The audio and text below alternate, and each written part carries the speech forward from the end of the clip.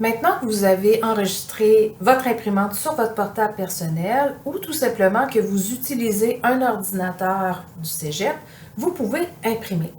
Donc, que ce soit dans Word, dans Excel ou dans PowerPoint, c'est le même principe. Donc, vous allez dans Fichier, puis Imprimer. Comme dans le Cégep, il y a plusieurs imprimantes, vous devez sélectionner l'imprimante avec laquelle vous voulez imprimer.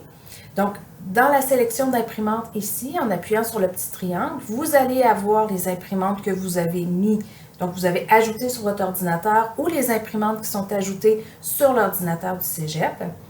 Habituellement, vous avez le RN pour Rouyn-Noranda, AM pour Amos et VD pour Val-d'Or. Vous allez avoir le numéro du local où est positionnée l'imprimante et vous allez avoir le nom de l'imprimante. Lorsqu'il y a un CP, c'est que c'est en couleur. Lorsque vous avez un IR, c'est que l'imprimante est en noir et blanc. Donc ça vous donne des bonnes indications.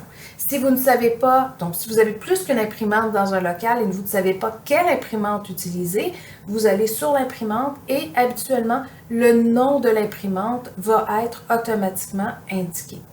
Donc, on sélectionne l'imprimante dont on a besoin. Donc, à partir d'ici, je vous demande de vérifier certaines choses. Donc, une des premières choses qu'on va vérifier, c'est le format du papier. Donc, au Canada, le format papier, c'est le papier lettre. Donc, il faut absolument que le papier lettre soit sélectionné.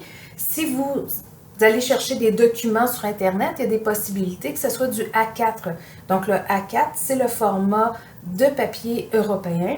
Donc, il faut absolument, pour les imprimantes ici, puis que vous puissiez imprimer au Cégep, il faut absolument que l'imprimante soit format lettre. Il est possible aussi que vous ayez à modifier l'orientation de votre papier. Donc, est-ce que vous voulez le format portrait, donc habituellement, ou format paysage, qui est format qui est couché de la page. Vous pouvez également modifier le recto-verso. Donc, par défaut, les imprimantes du Cégep sont programmées pour faire du recto-verso. Donc, si vous ne désirez pas faire de recto-verso, à ce moment-ci, vous pouvez sélectionner uniquement recto pour que ce soit seulement une impression par feuille plutôt que 2 impressions par une feuille. Vous pouvez également, donc en fait, juste ici, si je fais imprimer, je vais imprimer les 15 pages de mon document. Donc, on voit ici que j'ai 15 pages à mon document.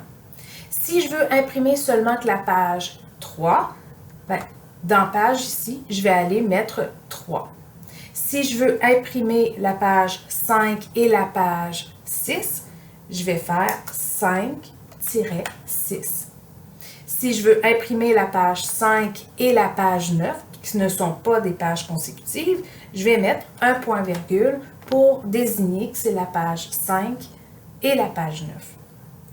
Si je dépose ma souris sur page, vous allez avoir exactement les indications que je viens de vous expliquer qui sont là. Donc, toujours important de savoir comment aussi trouver de l'information dans Microsoft pour nous donner plus d'indications. Donc, j'espère que cette vidéo vous a aidé.